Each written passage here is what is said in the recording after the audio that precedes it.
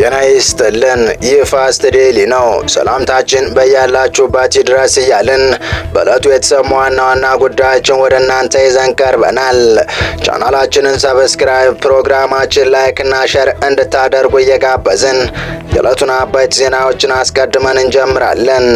የምስራቅ አፍሪካ ፖለቲካ በፍጥነት እየተለዋወጠ በሚገኝበት በዚህ ጊዜ ከሰሞኑ ከኢትዮጵያ ኩራፊ ታጣቂ ቡድኖችና ከሻዕቢያ ጋር ስምምነት እንደፈጠሩ ሲገለጽ የነበረው ጀነራል አልቡርሃን ወደ ኢትዮጵያ ለመምጣት ፈልገው እንደነበር ተገለጸ። የሱዳን ጦር የሚመሩትና ኢትዮጵያ ላይ ተደጋጋሚ ክሶችን ሲያሰሙ የቆዩት ጀነራል ወደ አዲስ አበባ ለመምጣት ፍላጎት ቢኖራቸውም በጠቅላይ ሚኒስትር አብይ ውድቅ መደረጉ እያነጋገረ ይገኛል።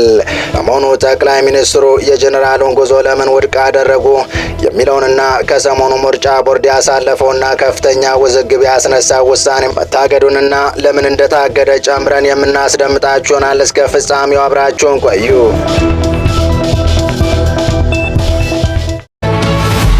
ጠቅላይ ሚኒስትር አብይ አህመድ ጀነራል ወደ አዲስ አበባ እንዳይመጡ መከልከላቸው ተሰምቷል።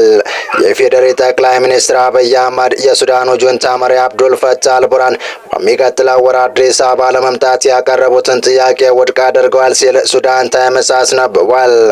የዲፕሎማቲክ ምንጮች የኢትዮጵያ ውሳኔ ጥብቅና ሆን ተብሎ የተደረገ መሆኑን በመግለጽ የጠቅላይ ሚኒስትሩን እምቢ ማለት አረጋግጧል ሲል ዘገባው አመልክቷል። የዲፕሎማቲክ ምንጮች የጠቅላይ ሚኒስትር አብይ አህመድ የጊዜ ሰሌዳዊ ስኬል በምክንያትነት በመጥቀስ ጀነራሉ ላቀዱት ስብሰባ ምንም የጊዜ ክፍተት ባለመኖሩ አብይ ጥያቄውን ውድቅ አድርገዋል ሲሉ መግለጻቸውን ዘገባው አመላክቷል። የጠቅላይ ሚኒስትር አብይ ውሳኔ በቀጥለው ክልላዊ የፖለቲካ ውጥረት ውስጥ የአብይና ጀነራሉ ግንኙነት ጥንቃቄ የተሞላበት ቃና ያለው መሆኑን ዘገባው ጠቁሟል።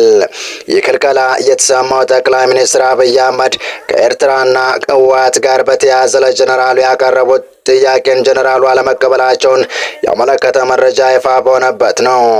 ጠቅላይ ሚኒስትር አብይ አህመድ ከኤርትራ ጋር ከተፈጠረው ውጥረት በኋላ በሱዳን ያቀረቡት የጦር ሰፈር ጥያቄ በጀነራል አልቡርሃን ተቀባይነት አለማግኘቱ ከዚህ ቀደም መዘገቡ ይታወሳል። ባለፈው ዓመት ሰኔ ወር በኢትዮጵያ የደህንነት ኃላፊ ሬድዋንና የምስራቅ አማካሪ ጌታቸው ረዳን ጨምሮ ከፍተኛ ልዑካን በቀጥታ ለፖርት ሱዳን ጁንታ መሪ ያቀረቡት የጠቅላይ ሚኒስትር አብይ አህመድ ጥያቄ ተቀባይነት አለማግኘቱ መገለጹ ይታወሳል።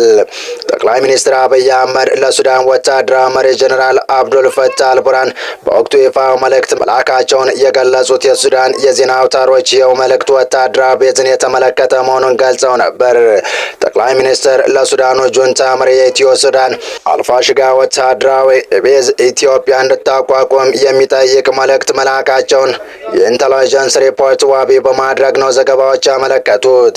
ጠቅላይ ሚኒስትር አብይ አህመድ ኤርትራ ወይም የትግራይ ኃይሎች አዲስ ግጭት የሚፈጥሩ ከሆነም አልፋሽጋ የጦር ሰፈር ሆኖ እንዳያገለግላቸው የካርቱምን መንግስት ዋስትና እንዲሰጣቸው ጥያቄ ማቅረባቸው ተዘግቧል።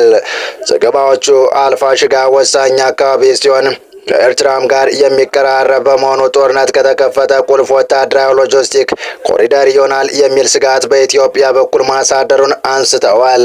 በተለይም የትግራይ ኃይሎች ወልቃይት መልሰው ለመቆጣጠር ለሚያደርጉት ጥቃት ትልቅ ሚና የሚጫወት ቦታ መሆኑን ጠቅሰው በዚህ ጥቃት ኤርትራም ተሳትፎ ሊኖራት ይችላል የሚል ስጋት እንዳለም ጠቁመዋል።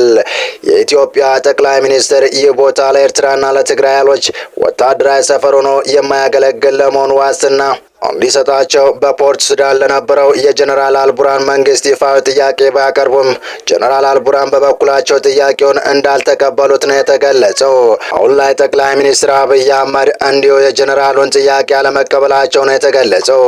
በትላንትናው ዕለት ይፋ የሆነው የሱዳን ታይምስ መረጃ በመጪው ወር ጀነራል አብዱል ፈታህ አልቡርሃን አዲስ አበባ ለመምጣት ለጠቅላይ ሚኒስትር አብይ አህመድ ጥያቄ ቢያቀርቡም የጀነራሉ ጥያቄ በጠቅላይ ሚኒስትሩ ውድቅ መደረጉን አመልክቷል። በቀጣይ መረጃ የፌዴራል ከፍተኛ ፍርድ ቤት የኢትዮጵያ ምርጫ ቦርድ በአማራና በትግራይ ክልሎች ላይ ያስተላለፈው ውሳኔ ለጊዜው እንዲታገድ አዘዘ። የፌዴራል ከፍተኛ ፍርድ ቤት የኢትዮጵያ ምርጫ ቦርድ በአማራ ብሔራዊ ክልላዊ መንግስትና በትግራይ ክልል አከራካሪ የምርጫ ክልሎች አስመልክቶ የተሰጠው ውሳኔ ለጊዜው ታግዶ እንዲቆይ ትዕዛዝ አስተላለፈ። ክርክሩ የተጀመረው ዲሞክራሲያዊ ስምረት ትግራይ ወይም ስምረት የተባለ የፖለቲካ ፓርቲ በፓርቲው ተወካይ ጌታቸው ጌታቸው ረዳ አማካኝነት በምርጫ ቦርድ ላይ ባቀረበው አቤቱታ ነው። ፍርድ ቤቱ ሰኔ 19 ቀን 2018 ዓ.ም በኢትዮጵያ አቆጣጠር በኋላ ችሎት አቤቱታውን መርምሮ የሚከተሉትን ዋና ዋና ትዕዛዞችን ሰጥቷል። ምርጫ ቦርድ ሰኔ 16 ቀን 2018 ዓ.ም በአማራና በትግራይ ክልሎች መካከል ባሉ አከራካሪ የምርጫ ክልሎች ላይ ያስተላለፈው ውሳኔ ተፈጻሚ ከሆነ ክርክሩ ውጤት አልባ ሊሆን ስለሚችል በፍትህ ብሔር ስርዓት ሕግ ቁጥር 154 መሰረት ውሳኔው ለጊዜው ታግዶ እንዲቆይ ታዝዟል። የከሳሽ የክስ ማመልከቻና ማስረጃ ለተከሳሽ ወይም ለኢትዮጵያ ምርጫ ቦርድ ደርሶ ቦርዱ ለሰኔ 25 ቀን 2018 ዓ.ም ከጠዋቱ 8 ሰዓት ተኩል ላይ ቀርቦ ምላሹን እንዲሰጥ መመሪያ እንዲያወጣ ታዟል። ተከሳሹ በእግድ ትዕዛዝ ላይ ቅሬታ ወይም ማስተያየት ካለው በቀጠሮ ቀን ይዞ እንዲቀርብ ፍርድ ቤቱ አዟል። በጠቅላይ ሚኒስትሩ የምስራቅ አፍሪካ ጉዳዮች አማካሪ በአቶ ጌታቸው ረዳ የሚመራው ዲሞክራሲያዊ ስምረት ትግራይ ፓርቲ የፌዴሬሽን ምክር ቤት በአወዛጋቢ የምርጫ ክልሎች ላይ የሰጠው ውሳኔ የማይስተካከል ከሆነ ምርጫ እንደማይሳተፍ አስታውቋል። በተመሳሳይ የትግራይ ጊዜያዊ አስተዳደር ባወጣው መግለጫ የምርጫ ቦርድ ውሳኔ ሕገ መንግስቱን የሚጻረርና ግጭትን የሚቀሰቅስ ነው በማለት በጽኑ ተቃውሟል። በአማራና በትግራይ ክልሎች መካከል አከራካሪ በሆኑ ቦታዎች ላይ ከሁለቱም ክልሎች ውጭ በሆነ ሁኔታ በቀጥታ ለሕዝብ ተወካዮች ምክር ቤት ምርጫ እንዲደረግ የፌዴሬሽን ምክር ቤት መወሰኑን የኢትዮጵያ ብሔራዊ ምርጫ ቦርድ ማሳወቁን ተከትሎ ስምረት ፓርቲ የተቃውሞ ደብዳቤ ጽፏል። በቀድሞ የትግራይ ክልል ጊዜያዊ አስተዳደር ፕሬዝዳንት በአቶ ጌታቸው የሚመራው ስምረት ፓርቲ ተቃውሞውን ለፌዴሬሽን ምክር ቤትና ለብሔራዊ ምርጫ ቦርድ ባሳወቀበት ደብዳቤ ውሳኔውን ሕገ መንግስታዊ ስርዓት አልበኝነት ሲል ተችቷል። ፓርቲው በአቶ ጌታቸው በተፈረመው እና የፌዴሬሽን ምክር ቤት በምርጫ ክልሎች ላይ ያሳለፈው ውሳኔ ዳግም እንዲታይ በጠየቀበት ደብዳቤ በአወዛጋቢ የምርጫ ክልሎች ላይ የተላለፈው ውሳኔ ሕገ መንግስታዊ ስርዓትን የሚንድ የተቋማትን ነጻነት የሚደፈጥጥና በደፈናው ሕገ መንግስታዊ ስርዓት አልበኝነት ነው ብሏል። አክሎም ይህ የፌዴሬሽን ምክር ቤት ውሳኔ ተቃውሞ በሌለው ሕገ መንግስታዊ ውክልና ላይ የተመሰረተ ነው በማለት የፌዴራል ስርዓቱ በጠራራ ፀሐይ እየተገዘገዘ መሆኑን ያሳያል ብሏል።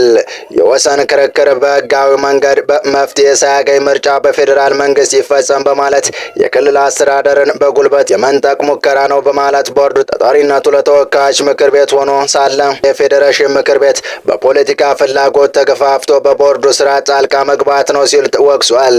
ስምረት ፓርቲ የፌዴሬሽን ምክር ቤት ውሳኔ ምርጫ ቦርድን የፖለቲካ መጠቀሚያ የሚያደርግ ከመሆኑም በላይ የምርጫውን ታማኒነት አጠያያቂ ያደርገዋል በማለት ስጋቱን ገልጿል። በተጨማሪም የፌዴሬሽን ምክር ቤት ውሳኔና የምርጫ ቦርድ ድርጊት ስልጣንን አላግባብ መጠቀም ነው በማለት ውሳኔው በሕግ ፊት ተቀባይነት የሌለውና የማይጸና ነው ብሏል። የፌዴሬሽን ምክር ቤትና ብሔራዊ ምርጫ ቦርድ በውሳኔው ለማስተካከያ የማያደርጉ ከሆነ ዲሞክራሲያዊ ስምረት ትግራይ ፓርቲ በምርጫና በሌሎች መሰል ሕገወጥ ድርጊቶች ላይ እንደማይሳተፍ በደብዳቤው አሳውቋል። የትግራይ ጊዜያዊ አስተዳደር በበኩሉ ባወጣው መግለጫ በምርጫ ቦርድ የተጠቀሱት 5 ወረዳዎች የትግራይ ታሪካዊና ሕገ መንግስታዊ ግዛቶች ናቸው በማለት ለድርድር የሚቀርቡ እንዳልሆነ በመግለጽ ተቃውሞውን አሰምቷል። የምርጫ ቦርድ መግለጫ የፕሪቶሪያን ስምምነት የሚጻረርና በወረራ ለተያዙ ቦታዎች ሕጋዊ ሽፋን የሚሰጥ ነው በማለት የተፈናቀሉ ሰዎች በስቃይ ላይ ያሉ ምርጫ ለማካሄድ መሞከር ሕገ መንግስታዊ ስርዓትን የሚቃረን ነው ብሏል። በብሔራዊ ምርጫ ቦርድ የወጣው መግለጫ ጸረ ሕገ መንግስት ጸረ ፕሪቶሪያ ስምምነት ነው በማለት ግጭትን የሚቀሰቅስ መሆኑን በመግለጽ እንደሚቃወሙ አስተዳደሩ አሳውቋል። ብሔራዊ ምርጫ ቦርድ በፌዴሬሽን ምክር ቤት ውሳኔ መሰረት በአማራና ትግራይ ክልሎች መካከል አከራካሪ ሆነው የቆዩ 5 የምርጫ ክልሎች ጉዳይ እስኪፈታ ለብቻቸው ምርጫ እንዲያደርግ መወሰኑን አስታውቋል። እነዚህ በትግራይና በአማራ ክልል የይግባኝ ጥያቄ የተነሳባቸውና ከሁለቱም ክልሎች ውጭ ሆነው በራሳቸው ምርጫ እንዲደረግባቸው የተወሰኑ የሁመራ፣ የአዲረመጽ፣ የኮረማ ፍላይት፣ የጠለምትና የራያ አላማጣ ምርጫ ክልሎች ናቸው።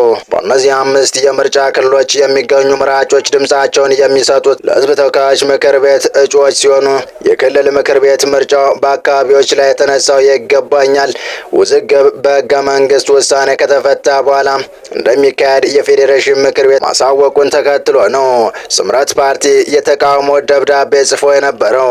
በዚህ ምክንያት የተነሳውን ውዝግብ ተከትሎ ስምረት ፓርቲ ወደ ፍርድ ቤት ማምራቱን ተከትሎ ነው በሰለሞን ካንዴ፣ ወንደሰን ታደሰና አሸናፊ ወርቅነህ የተመራው ችሎት ይህን የእግድ ትዕዛዝ የሰጡት።